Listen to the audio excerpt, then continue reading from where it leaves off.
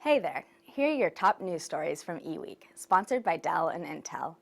Today's topics include reports that Samsung is looking to reshape itself into a more flexible company, Verizon acknowledges a breach of basic customer contact data, Microsoft's announcement that it is willing to co-finance the purchase of Yahoo, and IBM enlists the World Community Grid to combat tuberculosis.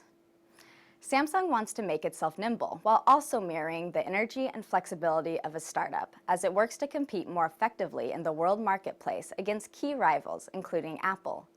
To do that, the company is about to revamp its business processes in an attempt to reshape its slow-moving and conservative structure of the past. That is what's behind Samsung's newly announced moves to move away from a top-down culture and toward a working environment that fosters open dialogue, according to a March 24th story by Reuters.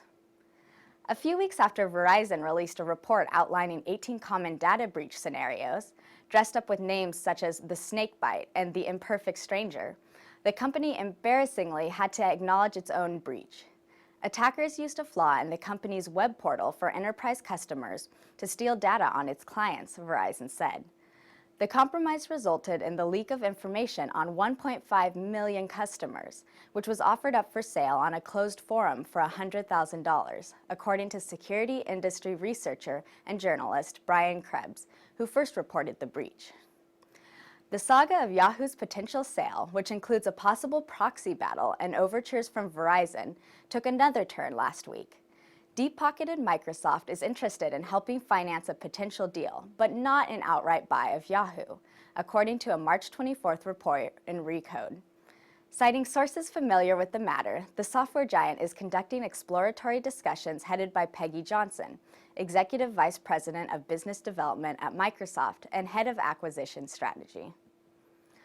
IBM's World Community Grid has launched the Help Stop TB project, an effort to stamp out tuberculosis, led by the University of Nottingham in the United Kingdom.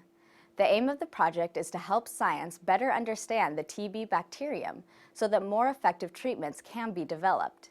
Tuberculosis is caused by infection from a bacterium known as Mycobacterium tuberculosis. Thanks for watching.